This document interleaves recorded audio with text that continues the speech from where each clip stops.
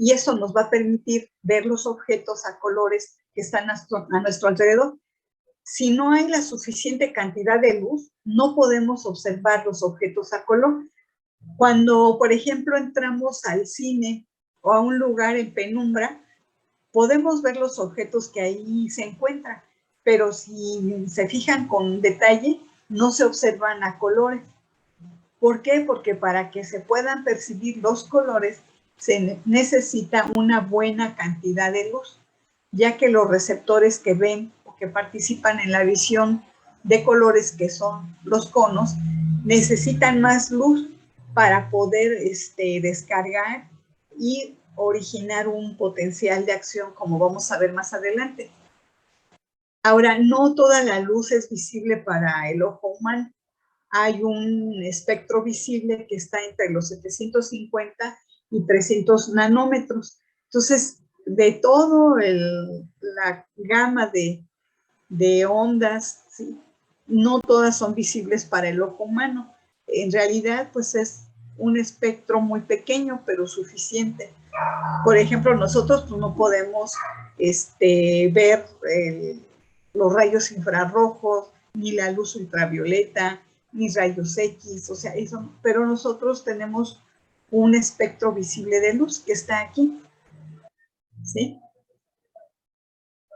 Entonces, gracias a eso, se puede llevar a cabo este proceso. Ahora sí, la estructura fundamental que participa para la visión es el globo ocular. Nuestro globo ocular es una estructura que está protegida por una cavidad ósea, ¿sí?, que es la cavidad orbitaria.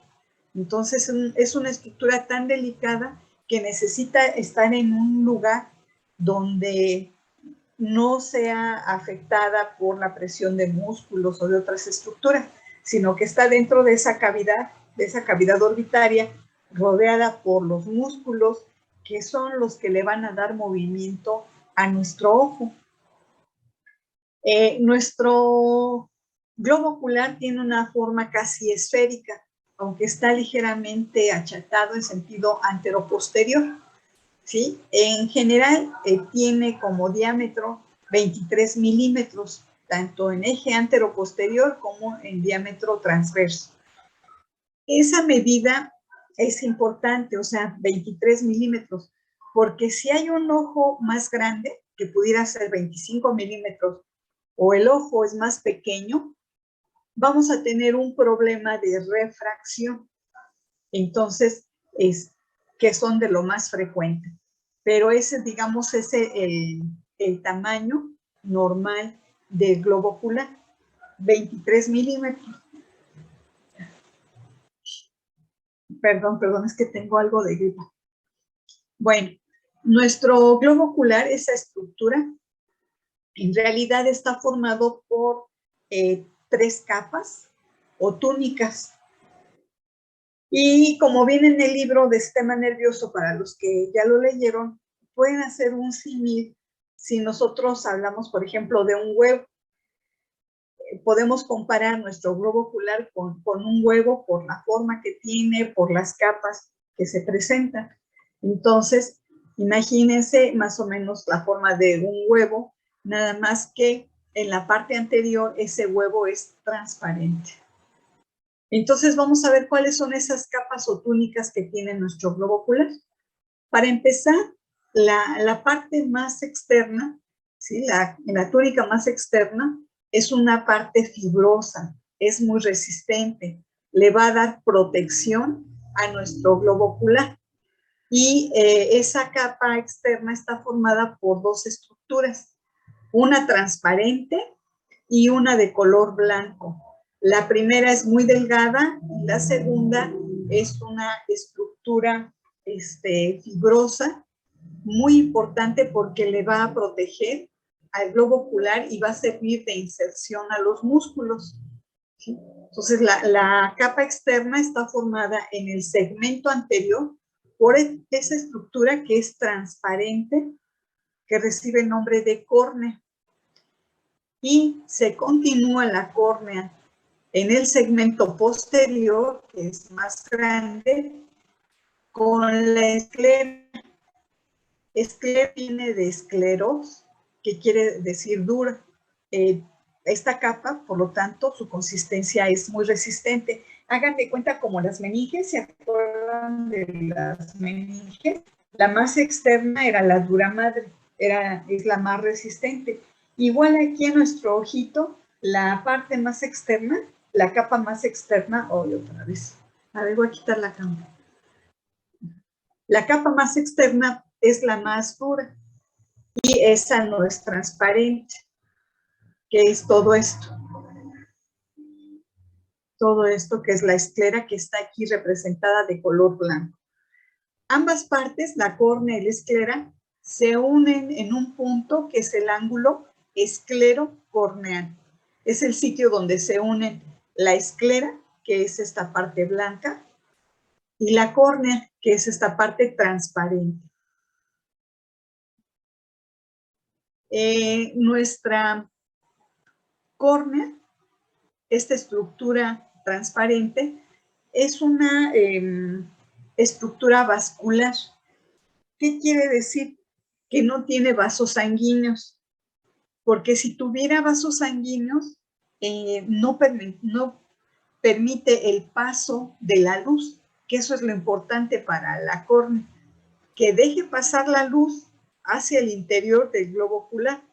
Si tuviera vasos sanguíneos, entonces no sería transparente. Es una estructura avascular. Y ustedes se preguntarán, bueno, ¿y entonces cómo se nutre? Nuestra córnea se nutre tomando nutrientes tanto de la lágrima, que es la que queda por fuera, que es la que la baña, y por dentro va a quedar un líquido especial que se llama humor acuoso.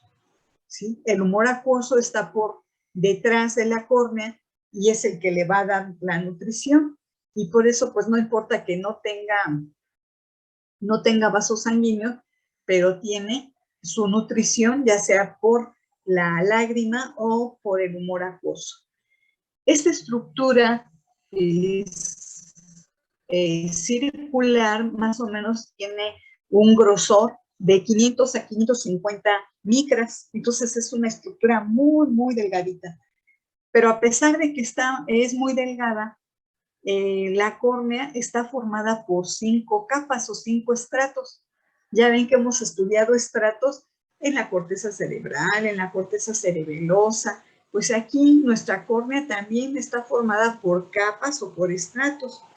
La capa más superficial, la que es bañada por la lágrima, esa capa recibe el nombre de capa epitelial. Es un epitelio cúbico regular y va a ser nutrido por la lágrima precisamente. Ese epitelio está en constante recambio. Si se están, digamos, cambiando esas células, tienen una vida media y vienen otras que la van a sustituir. Después del epitelio hay otra capa, que es la membrana de Bowman.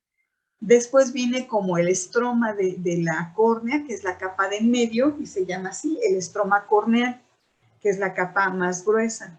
Después viene otra membrana, que es la de Descemet, que es como una membrana basal que va a darle apoyo a otra capa epitelial, pero en este caso es un endotelio. El endotelio es el que se nutre tomando del humor acuoso las sustancias que necesita. El endotelio, a diferencia del epitelio, este no se recambia. Con las células endoteliales que nacemos de nuestra córnea, con esas nos vamos a morir. Entonces, esas no se recambian, como es el caso del epitelio, que está en la parte superficial. Ese sí se puede cambiar. La córnea, por la forma que tiene, ¿sí?, también sirve para desviar la luz. Es un medio refringente, es el medio refringente más poderoso del globo ocular. Déjenme ver otro esquema que tengo por aquí. Aquí pues está la córnea, es transparente. Aquí está. nuestra córnea, muy, muy delgada. ¿Sí? Y solamente el epitelio que está acá por dentro, que es el endotelio, ese es el único que se puede, que se va a mantener constante.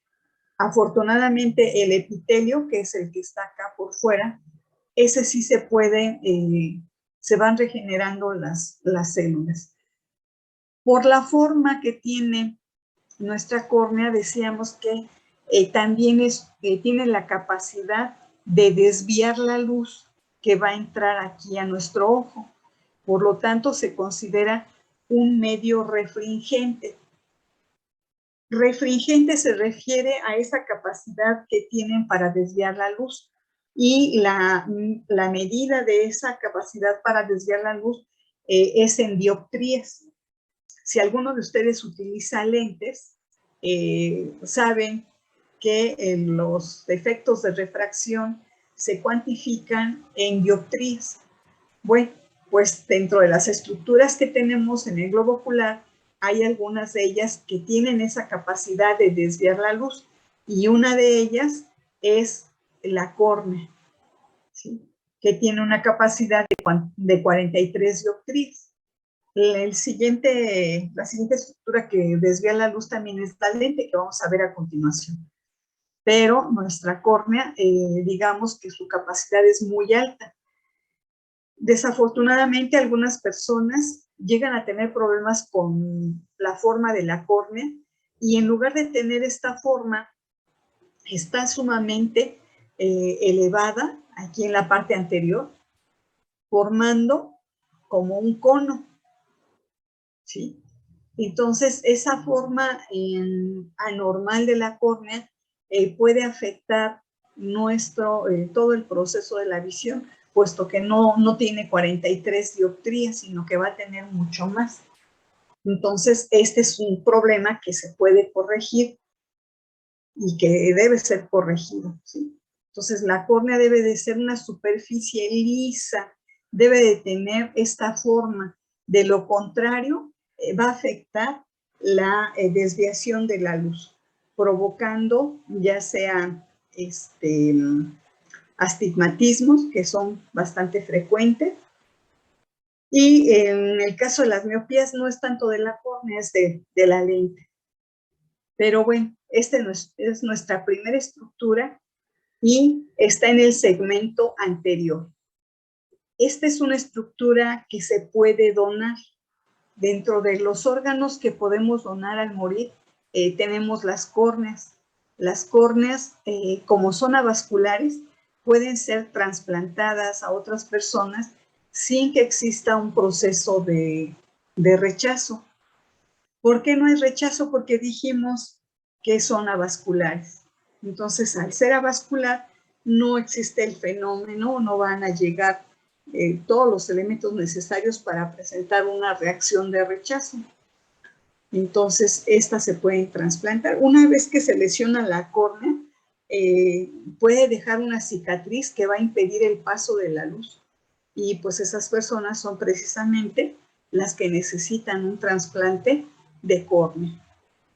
La córnea es una estructura muy inervada, que tiene muchas terminaciones nerviosas que dependen del nervio trigémino.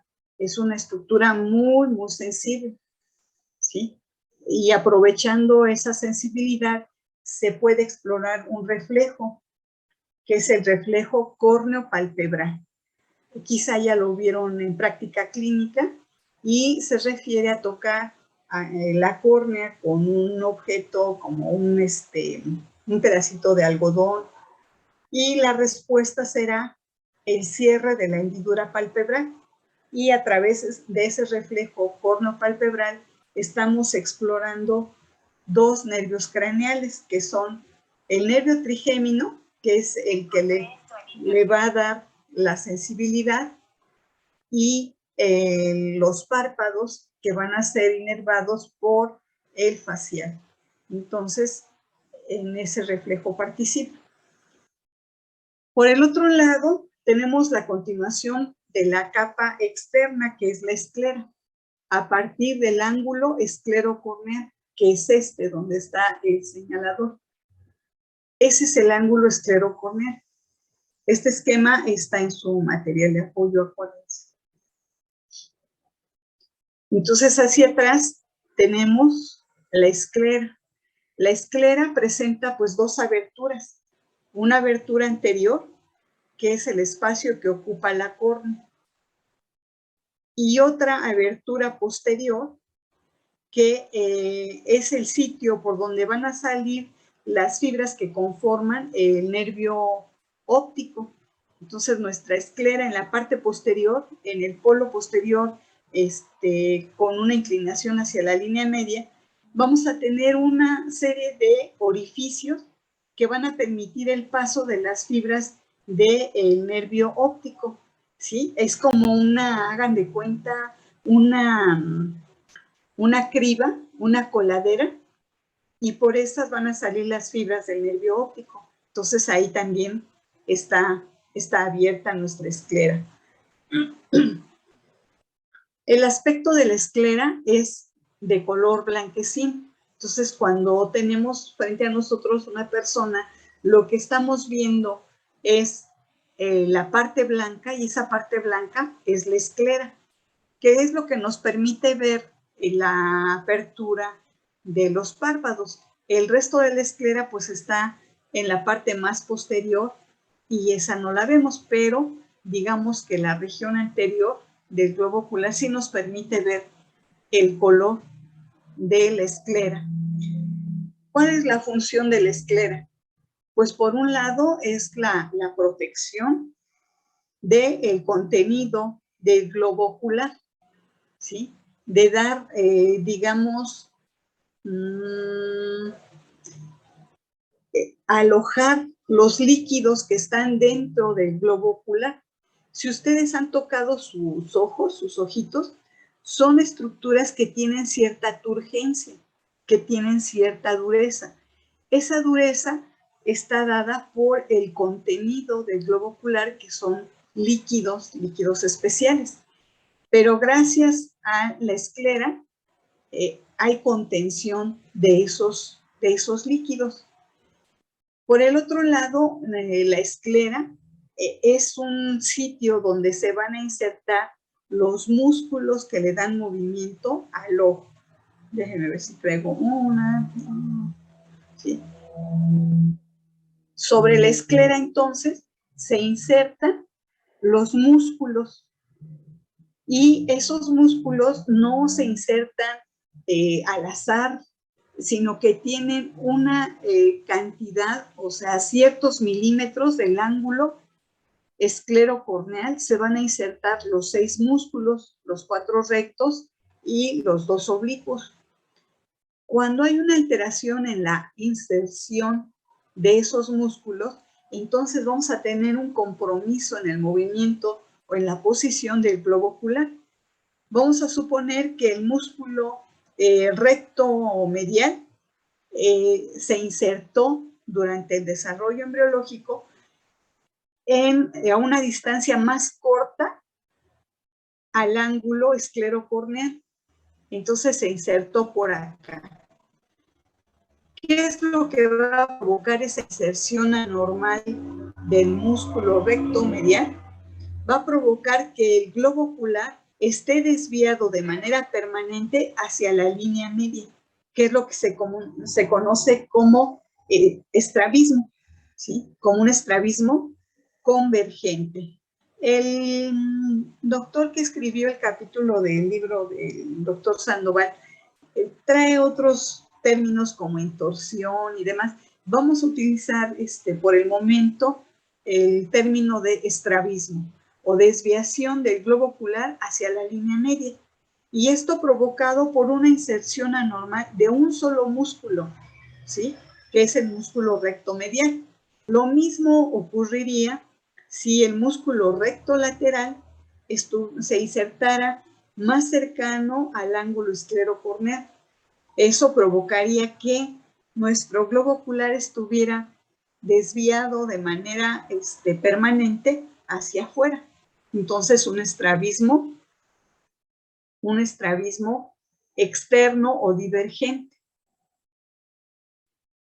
El término ya lo habíamos utilizado. Cuando vimos el tema de nervios craneales, se mencionó que la parálisis del recto medial provocaba estrabismo divergente, pero esa es otra cosa. Esa es parálisis, o sea, este músculo no está funcionando. Y al no funcionar el recto medial, le gana, por así decirlo, el recto lateral. Y entonces el ojito se desvía hacia afuera. Y también ese es un estrabismo, ¿sí? Pero provocado por la parálisis de un músculo. Lo que yo les estoy comentando es la inserción de estos músculos sobre la esclera. Cuando la inserción es anormal, entonces la posición del ojo no es, digamos así, de frente, sino que va a tener cierta desviación. Entonces, esa es una función de nuestra esclera. La esclera en el recién nacido tiene un color blanco azulado. Si alguno de ustedes ha tenido la oportunidad de ver los ojitos de un recién nacido, se van a acordar que tiene esa coloración de un color blanco, pero ligeramente azulado. Conforme pasa el tiempo, pues se va a perder ese tono azulado y va a cambiar a blanco, y ya en los viejitos nuestra esclera puede ser ya no de color blanco, sino que puede tener un tinte un poquito más oscuro, porque se van acumulando, digamos, metabolitos que se van a quedar aquí en la esclera. También recuerden que en la esclera se puede ver de un color amarillento en los procesos en los que tenemos un aumento de las bilirrubinas. A eso se acuerdan que le llamamos ictericia. Bueno, esto es en cuanto a nuestra esclera, que está aquí de color blanco. Vean, es más gruesa, su segmento anterior abierto para que se inserte ahí la córnea, y el segmento posterior también tiene una serie de orificios para la salida del nervio óptico, que es lo que tenemos justamente aquí. Nuestra siguiente capa es la capa o túnica media. Se conoce como la capa vascular del globo ocular, y es precisamente porque va a contener vasos sanguíneos. El otro nombre que tiene esta capa es la de úvea, ¿sí? O coroides. Entonces, la capa media es la capa vascular y se llama úvea por la similitud que tiene con una uva roja, que tiene esa coloración y esas líneas que corresponden a los vasos sanguíneos en el caso del ojo. De ahí el nombre de úvea. Y el otro nombre es coroides. Cualquiera de los dos nombres es correcto. Esa capa media tiene tres regiones. Una región posterior, que es en sí la coroides o la úvea. Una región intermedia, donde está un músculo que es el músculo ciliar y los procesos ciliares. Y una capa anterior, que es el iris, o una región anterior. Entonces, en esta capa media, si nos vamos de adelante hacia atrás, vamos a tener en la parte más anterior al iris, que es la región que tiene pigmento y que va a dar la coloración de los ojos, desde la existencia de abundante pigmento que dará el tono marrón o negro, hasta la falta o muy poco pigmento, y entonces el iris tendrá un color azul, ¿sí? La siguiente parte de la capa media es donde vamos a encontrar al cuerpo ciliar, y en el cuerpo ciliar tenemos los procesos ciliares y el músculo ciliar, que es esto. Y ya la capa posterior de la túnica media, que es la coroides o uvea propiamente dicha, está aquí en color rojo. Y esta capa tiene vasos sanguíneos que van a dar irrigación, por un lado, a la capa externa, que es la esclera, pero sobre todo van a proporcionar irrigación a la capa interna, que es la retina. Entonces, esos vasos de la coroides, cuando tienen algún problema, incluso se puede desprender la retina. Y al desprenderse la retina y no tener irrigación, esos receptores pueden desaparecer, se pueden afectar. Pero esta capa, digamos, coroides tiene los vasos sanguíneos. Aquí está. En nuestro esquema del módulo, vamos a ver primero, este es el iris que les comentaba. Por detrás de la córnea está el iris. Este es un iris con poco pigmento, de ahí la coloración verde o verdosa. Y el iris deja un espacio en la parte central. Este es un hoyo, un espacio por donde va a entrar la luz. Y el iris está aquí. Es todo esto. Nada más acuérdense, la córnea está por delante, pero al ser transparente, pues aquí no la podemos ver. En este esquema, que es un corte transversal del ojo izquierdo, ¿por qué es el ojo izquierdo? Porque vean el nervio óptico, se dirige hacia la línea media. Acá estaría el otro ojo y se dirige hacia la línea media. Bueno, aquí estamos viendo de color marrón o color cafecito la capa media, la túnica media, que en la parte posterior es esta, la coroides. Aquí va, la coroides.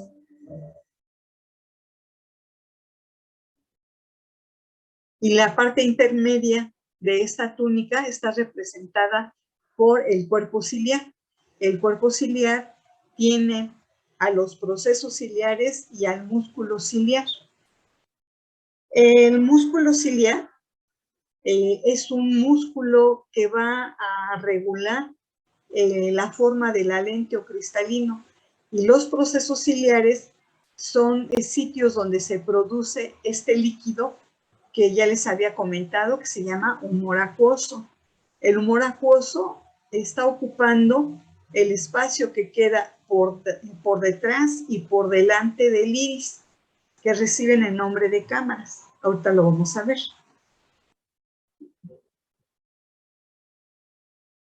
Aquí lo tenemos. Esta es la córnea. Sí, aquí tenemos la córnea. Aquí tenemos hacia atrás la esclera. Aquí está el ángulo esclerocorneal. ¿Sí? Vamos a retomar más adelante este seno venoso. Después tenemos la capa media, hacia atrás estaría la coroides, y en la parte intermedia está el cuerpo ciliar. Y en el cuerpo ciliar vamos a tener los procesos ciliares. Estos son los procesos ciliares. Estos como deditos son los procesos ciliares. Y se van a encargar de hacer ese ultrafiltrado para formar el humor acuoso. El humor acuoso está por detrás del iris. Aquí está el iris, este es nuestro iris. Entonces, por detrás queda un espacio y ese espacio está ocupado por el humor acuoso. Y por delante del iris queda también otro espacio ocupado por el humor acuoso. Ese espacio está por detrás de la córnea y por delante del iris y se llama cámara anterior. Esa cámara anterior está ocupada por el humor acuoso. Y por el otro lado tenemos lo que es del cuerpo ciliar, unas fibras que forman el músculo ciliar. El músculo ciliar está relacionado con la inserción de estas fibras que van a sostener a esta estructura, que aquí está de color blanco, y que es la lente o cristalina, ¿sí? Entonces, esas fibras que forman la zónula o fibras zonulares van a ser las que van a permitir que el cristalino esté muy abombado, si vamos a ver de cerca, o esté casi plano, si vamos a ver objetos lejanos. Entonces, esto está en la capa intermedia, o en la parte intermedia de la capa, de la segunda capa. La parte más anterior de la capa media es el iris. Aquí está un pedacito del iris con su pigmentación. Y el iris tiene dos tipos de fibras. Unas fibras que son circulares, son estas. Estas fibras circulares del iris forman lo que se conoce como esfínter de la pupila. ¿Por qué? Porque estas fibras, cuando se contraen, disminuyen el diámetro de la pupila, a lo cual le llamamos miosis. Entonces, estas fibras, ¿sí?, que son circulares, forman el esfínter de la pupila y cuando se contraen, reducen el tamaño de la pupila y por lo tanto pues, entra menos luz y se llama miosis. Estas fibras circulares las inerva las fibras eferentes viscerales generales del nervio oculomotor. Son las que tienen su origen en el núcleo accesorio o de Edinger y Westphal.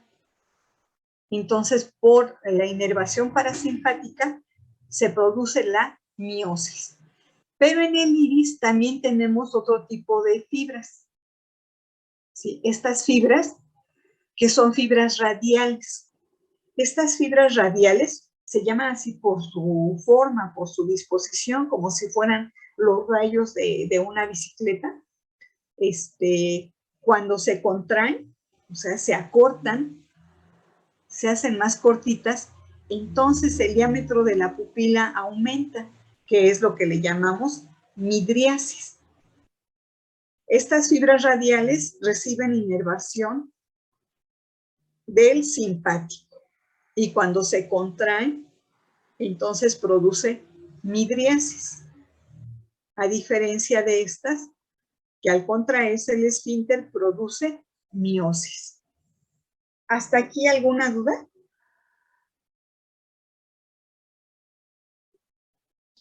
No, doctora.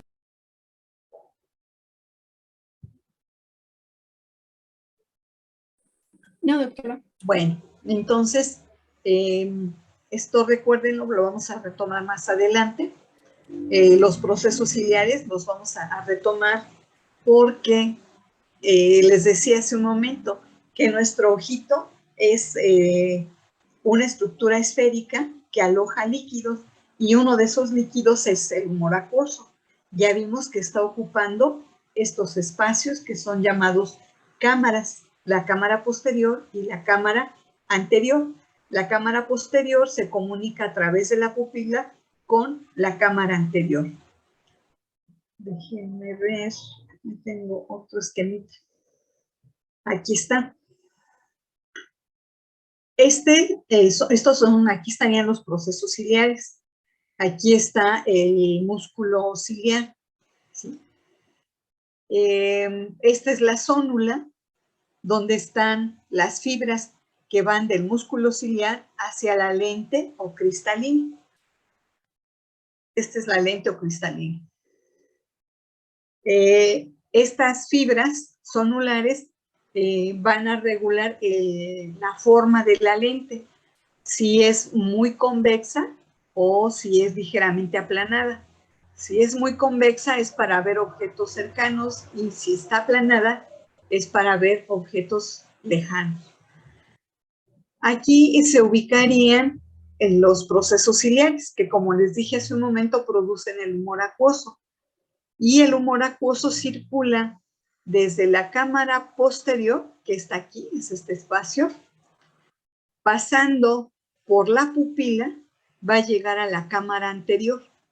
La cámara anterior es el espacio que está por detrás de la córnea y por delante del iris. Y estas dos cámaras están ocupadas por el humor acuoso y se produce constantemente todo el día y está circulando. Cuando llega a la cámara anterior, donde está el ángulo esclerocorneal, ahí vamos a tener un conjunto de vasos, de venas, que van a formar el conducto de Schlenk. Hay una malla trabecular por donde va a pasar el humor acuoso y por el conducto de Schlenk va a pasar a la circulación venosa. Esto es importante porque este líquido, al estarse produciendo todo el día, mantiene una presión dentro de estos espacios, en la cámara posterior y en la cámara anterior.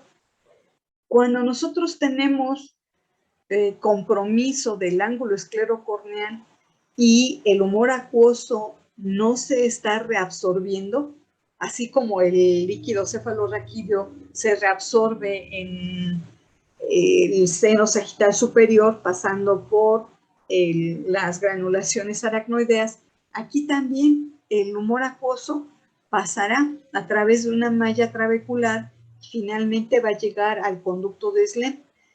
Cuando ese conducto tiene algún problema o este ángulo se ha cerrado, ¿qué va a suceder? Pues el líquido, el humor acuoso se sigue produciendo aquí, sigue produciendo y va a llegar a la cámara anterior, pero aquí no hay sitio para la reabsorción. Esto lo que va a provocar es que dentro del globo ocular aumente la presión y eso genera un problema de salud que se llama glaucoma.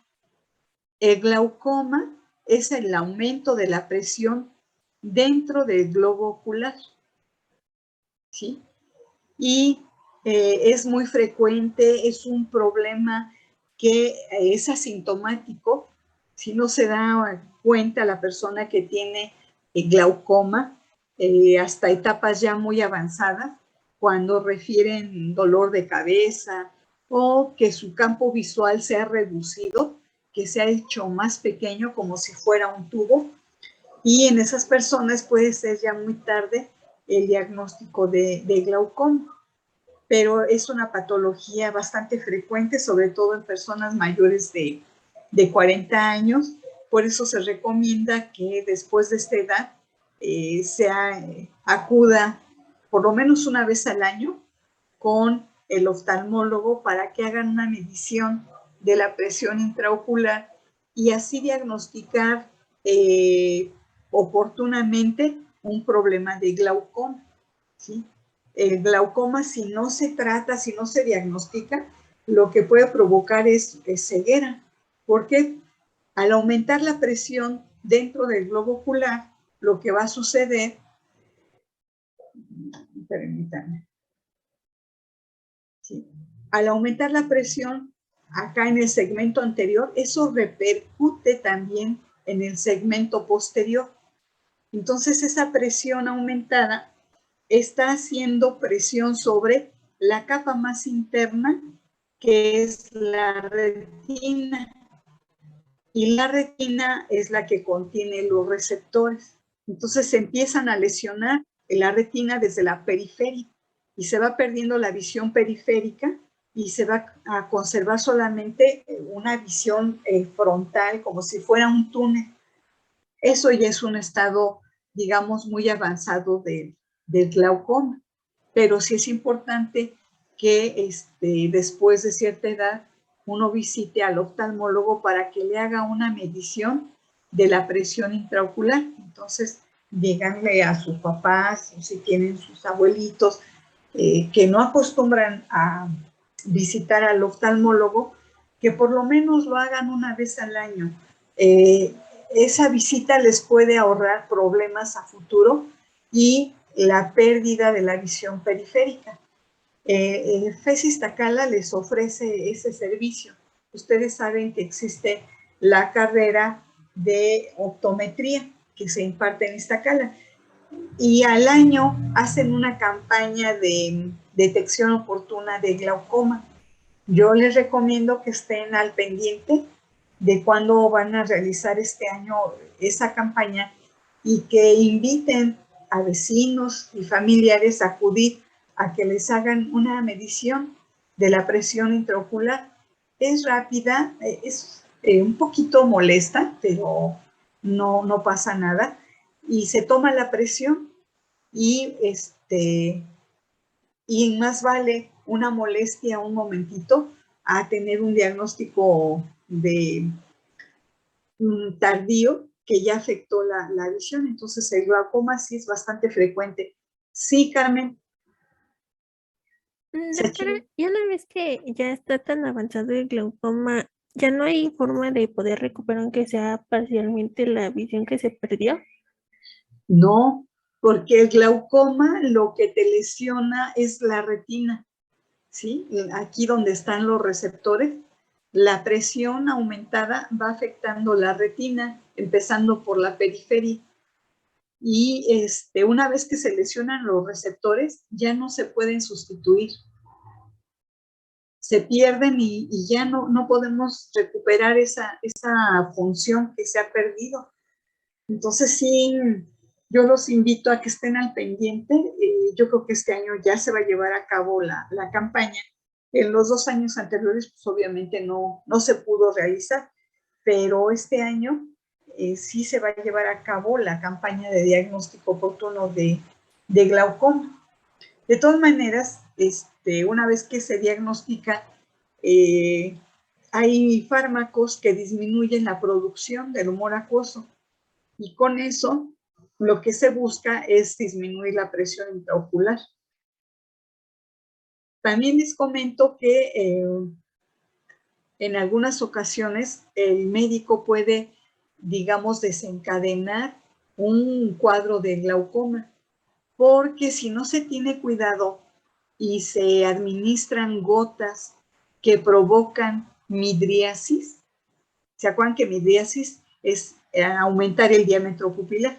Entonces, si se aplican gotas con la finalidad de explorar, por ejemplo, fondo de ojo, y nosotros queremos tener una pupila dilatada que nos permita ver bien el fondo de ojo, esa contracción del iris, como se va a replegar hacia acá, hacia afuera, puede tapar el ángulo esclerocorneal.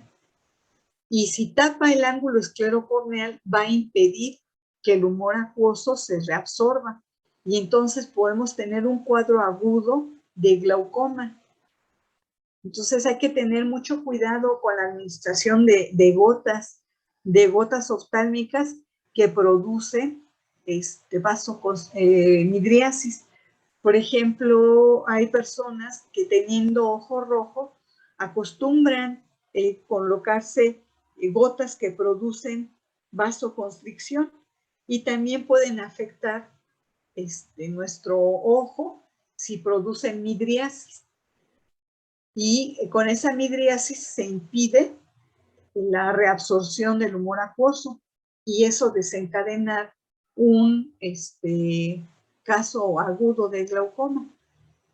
También pues, los oftalmólogos pueden ver la conveniencia de si hay un problema aquí en el ángulo esclerocorneal donde está la malla, pueden ver qué problema hay, por qué no está drenando el humor acuoso. Pero bueno, más vale prevenir. Lleven a sus papás, a sus familiares para que les hagan ese diagnóstico. Bueno, esto es en cuanto a la capa media, que es la capa vascular, la que va a tener los vasos sanguíneos. ¿Sí? A ver, permítanme.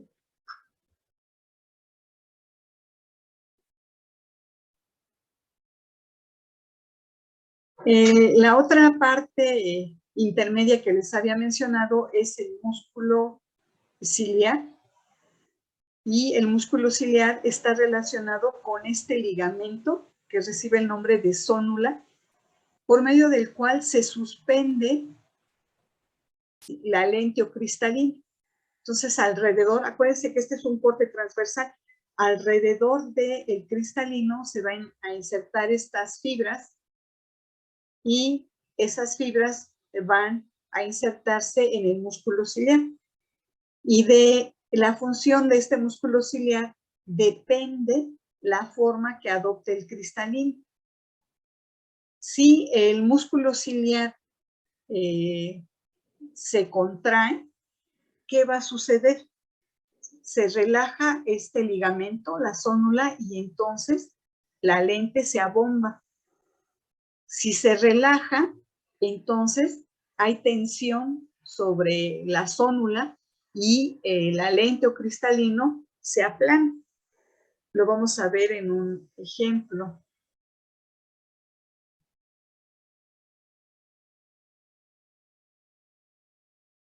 Aquí está el músculo ciliar, a cada lado. Y aquí están las fibras que forman la zónula. Estas fibras se van a insertar alrededor, en el ecuador del cristalino.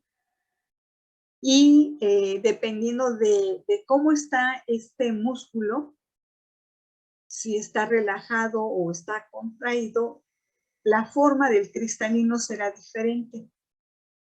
¿Sí? Si se contrae el músculo ciliar, entonces, como tiene una forma circular, funciona como un esfínter. Entonces, se hace más pequeño el espacio y estas fibras de la zónula se relajan. Y como nuestra lente o cristalino es una estructura que tiene una cápsula elástica, entonces se puede abombar. Si el músculo ciliar se relaja, entonces jala, hace tensión sobre estas fibras zonulares y el cristalino se aplana. ¿Sí? Esta es la explicación de un fenómeno que se llama acomodación. Acomodación del cristalino para la visión cercana. Entonces necesitamos esto. Y para la visión lejana necesitamos que se aplane, que sea un poquito más planito nuestra lente cristalina. Cuando vimos nervios craneales, vimos que el nervio oculomotor inerva el músculo ciliar y se les aclaró que la contracción del músculo ciliar provoca la acomodación del cristalino para la visión cercana. ¿Sí? Hay gotas que pueden paralizar a este músculo, provocando lo que se llama cicloplegia, o sea, no se acomoda el cristalino para la visión cercana. Y si se le aplican a una persona, tiene que ir acompañado por algún familiar, algún amigo, porque va a tener dificultad para la visión cercana.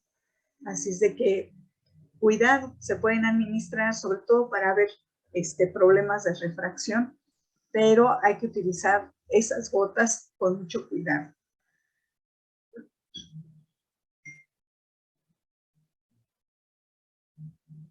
Aquí está otro ejemplo, vean, este es nuestro cristalino, aquí está. Estas son las fibras de la zónula, todas estas rayitas. Esas fibras de la zónula se insertan en el ecuador del cristalino y por el otro lado se insertan en el músculo ciliar. Si el músculo ciliar se contrae, entonces reduce el tamaño, o sea, el agujero que queda en medio. Y entonces estas fibras que están aquí, que son las de la zónula, dejan de jalar la cápsula del cristalino y nuestro cristalino se abomba.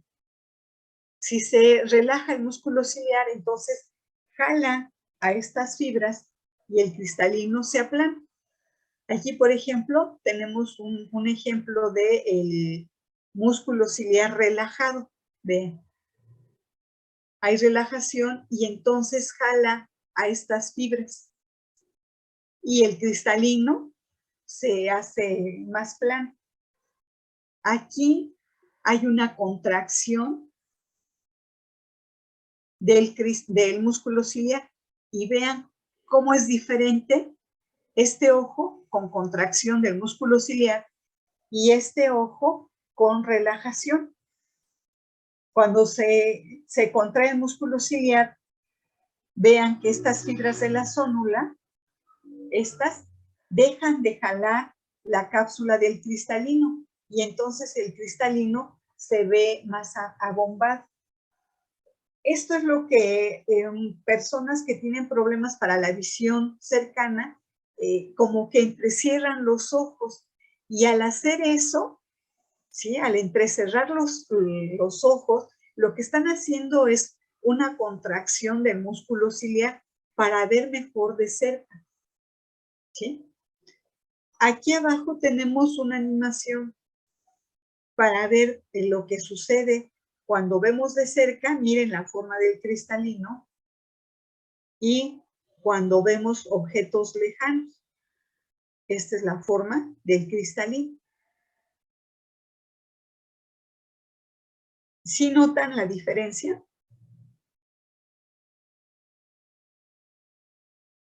Sí, doctora. ¿Sí? Sí, doctora. Y hay otro dato que nos permite ver esta animación. ¿Qué sucede? ¿Cómo se están proyectando los objetos que tenemos en el campo visual sobre nuestra retina? Al revés, invertidos. Exacto. La forma que tiene la lente o cristalino, cuando pasa la luz a través de él, desvía los rayos, ¿sí? Entonces, los que llegan arriba los proyecta hacia abajo. Los que recibe abajo los proyecta hacia arriba. Los que recibe del lado derecho los envía a la izquierda y del lado izquierdo a la derecha. Entonces, nuestra lente, además de que se acomoda para la visión cercana, por su forma y la refracción de la luz, va a proyectar de manera invertida las imágenes sobre la retina. Esto es importante porque cuando revisemos la vía visual, hay que recordar que la proyección de las imágenes sobre la retina está invertida, ¿sí? Bueno, ¿tienen alguna duda sobre la función del músculo ciliar? De las diferentes partes de la capa media, del iris, de el músculo ciliar, de los procesos ciliares y de la coroides. Creo que por el momento no, doctora. ¿No? Entonces recuerden, la función más importante para la coroides es nutrición. Nutrición de la retina, nutrición de la esclera, pero sobre todo de la retina, de la parte interna de la retina. La función del músculo ciliar es propiciar la acomodación del cristalino para la visión cercana o lejana. Su contracción para la visión cercana y su relajación para la visión lejana. La función de los procesos ciliares es la producción de un líquido especial que es el humor acuoso. Y ese humor acuoso está ocupando los espacios que reciben el nombre de cámaras, la cámara anterior y la cámara posterior, ¿sí? Cámara anterior y cámara posterior. El límite entre ambas cámaras es el iris, ¿sí? Hacia atrás, cámara posterior, y hacia adelante la cámara anterior. El humor acuoso se reabsorbe en una malla que existe aquí, una malla trabecular, por donde va a pasar y se dirige el humor acuoso hacia la circulación venosa a través del conducto de Schlenn.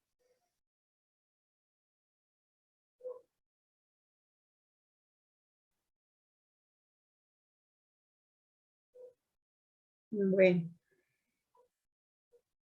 Por último, la capa más interna La túnica interna también se le llama nerviosa, porque esta capa, esta túnica, está formada por una estructura que es la retina. Nuestra retina es la capa muy delicada que está por dentro, en la parte interna, y que va a contener a los receptores para la visión, que son los conos y bastones. Como vimos en la clase de ayer, los conos y bastones no son neuronas, sino que son células especializadas. Y esas células especializadas pues van a estar en contacto con pues fibras nerviosas, como veremos más adelante. Entonces tenemos nuestra retina, ¿sí? La retina, entre más anterior se ubique, es más delgada. La retina posterior es un poquito más gruesa. La vamos a ver aquí.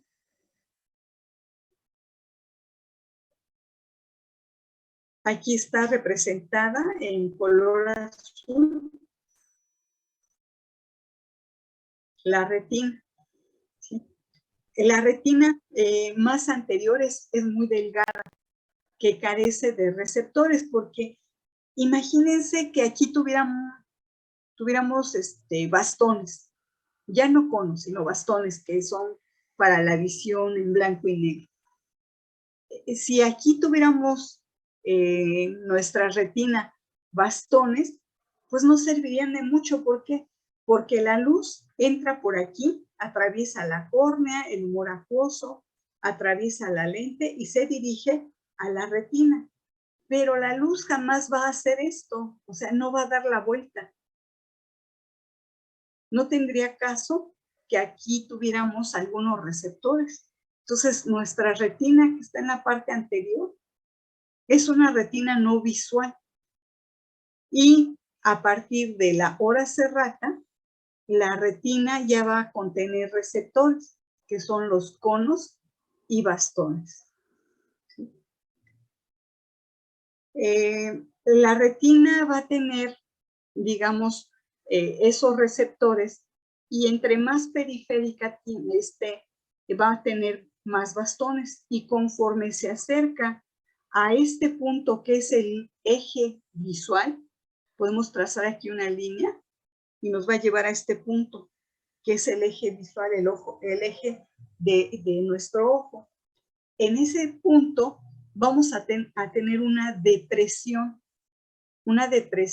de la retina, y este punto solamente tiene conos, que son los receptores para la visión a color. Este punto, que recibe el nombre de fóvea, es la parte central que observamos en el fondo de ojo, en una zona con una pigmentación amarilla, que recibe el nombre de mácula. Y la parte central de la mácula presenta esta depresión, que es la fóvea o fóvea centralis, como viene en algunos libros. Ese sitio solamente tiene conos, y es el sitio, es el punto de mayor agudeza visual. ¿Sí? Entonces, cuando nosotros queremos ver un objeto así de la manera más nítida, lo que buscamos es que converjan los rayos de luz justamente aquí. O sea, que el objeto que estamos mirando coincida precisamente con este punto, que es el de mayor agudeza visual. ¿Sí? Esta es la fóvea. Nuestra retina va a tener más bien 10 estratos, 10 capas, y dentro de esas capas vamos a tener una con los receptores. Esto lo vemos más adelante. Aquí está. En la retina vamos a tener diferentes tipos de células. Las células que están más en la periferia, o sea, cercanas a la coroides, son los conos y bastones. Después le siguen las células bipolares, Y la parte más interna de la retina están las células ganglionares. El axón de las células ganglionares es el que va a salir a través de esa coladera que les mencionaba hace un momento, que son los orificios que quedan en la esclera, y por ahí van a pasar estas fibras que son los axones de las células ganglionares y van a formar el nervio óptico, ¿sí? Entonces, nuestra retina va a estar formada por 10 estratos o 10 capas, que no quiere decir que tenga 10 diferentes capas de células. En realidad solamente tenemos una capa con conos y bastones, otra capa con las bipolares y otra capa con las ganglionares. Pero los estratos o las capas están formadas de una manera diferente, con la participación de las zonas donde hay sinapsis, que eso lo veremos más adelante, ¿sí? Para que llegue la luz hasta la retina, tienen que participar otras estructuras de manera adecuada. Esas estructuras son llamados medios refringentes, que tienen la capacidad de desviar la luz para que llegue finalmente a la retina. ¿Qué estructuras o qué medios son considerados como refringentes? Les había mencionado uno, que es la córnea, que tiene el mayor poder de desviación de la luz. Puede desviar la luz hasta 43 dioptrías. Le sigue el cristalino, que la desvía hasta 22 dioptrías. El humor acuoso, que es mínimo, una dioptría, y el humor vítreo, que es menos de una dioptría. Todas estas estructuras y líquidos participan en desviar la luz para que llegue de manera correcta a la retina. Si eso no ocurre, si no se proyectan las imágenes sobre la retina, entonces vamos a tener errores o problemas de refracción, ¿sí? Lo normal es esto, el ojo hemétrope, ¿sí? Eso es lo normal, que la luz, una vez que pasa por esos medios refringentes, se proyecte sobre la retina, que el punto focal coincida con la retina, y entonces pues, se ve perfectamente bien, de lejos y de cerca. Pero en algunos casos el tamaño del ojo es diferente. Les comenté hace un momento que debe de haber 23 milímetros en el segmento anteroposterior y regularmente también en este sentido. Cuando nuestro ojo es más grande, que mide más de 23 milímetros, ¿sí? En sentido anteroposterior, entonces el punto focal ya no está sobre la retina. Aquí se fijan cómo el punto focal está por delante de la retina, porque el ojito es más grande. Entonces, como el punto focal queda por delante de la retina, a eso le llamamos miopía, ¿sí? Y si nuestro ojito es más corto, mide menos de 23 milímetros, entonces el punto focal va a quedar por detrás de la retina. Y a esto le llamamos hipermetropía.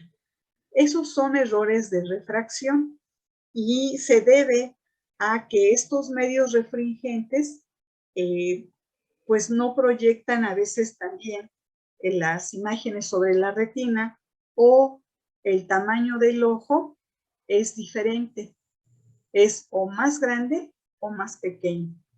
Los errores de refracción son muy frecuentes y pues es parte del desgaste también de algunas estructuras, como ¿cuál? Nuestro cristalino. El cristalino es una estructura que está formada por capas concéntricas transparentes. Es un exquisito, si el cristalino no fuera transparente, ¿qué sucedería con la luz? ¿Qué se imaginan? ¿Podría pasar la luz a través de la lente o cristalino? Déjenme prender la luz. No, no pasaría. No pasaría. Entonces, cuando la disposición de las capas concéntricas que están formando al cristalino se ve alterado, entonces ya no permite el paso de la luz normal. O también se va opacificando con el tiempo, ¿sí? Se va haciendo opaco y a la opacidad de la lente o cristalino le llamamos catarata. Entonces, las cataratas, las más frecuentes son las cataratas seniles, que son las que tenemos los viejitos. Con el tiempo, el cristalino deja de ser transparente